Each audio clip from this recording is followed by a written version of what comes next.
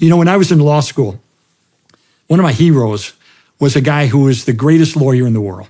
He was later, I think it was, he was in the Guinness Book of World Records as the most successful defense attorney who ever lived. His name was Sir Lionel Luckhoo. Get this, you'll appreciate this. He won 247 murder trials in a row as a defense attorney, either before the jury or on appeal. Wow. Yeah, nobody's ever done. He's in the Guinness Book of World Records, greatest lawyer ever lived. He was a skeptic like I was about the resurrection. He thought, Jesus didn't return from the dead and prove. He says, give me a break. And someone challenged him. Sir Lionel, you're the greatest lawyer. Have you ever taken your monumental legal skill and applied it to the historical record and come to an informed conclusion about whether or not Jesus did return from the dead? He said, no, I haven't, but I will. So he set out, he did what I did. He spent years investigating the evidence, and I'll recite to you one sentence he wrote that summarized his conclusion. He says, I say unequivocally that the evidence for the resurrection of Jesus Christ is so overwhelming that it compels acceptance by proof, which leaves absolutely no room for doubt.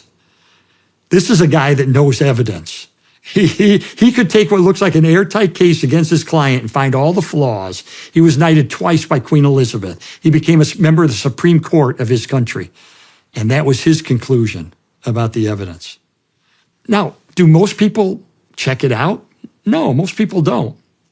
Most people don't take 2 years of their life like I did and really delve into it. But that's why I wrote the case for Christ, to say, maybe this is a way. So I just interview scholars and let them present the case in an affirmative way. But, I just encourage anybody who's watching to say, if you question, if you doubt it, do what I did. Check it out. There's plenty of evidence out there. Do the due diligence and come to an informed conclusion about whether Jesus is who he claimed to be. Because if he is, then what he says about us, how he says we should live, what he says about heaven, what he says about the eternal condition of our soul and so forth, we can trust it if he is who he claimed to be.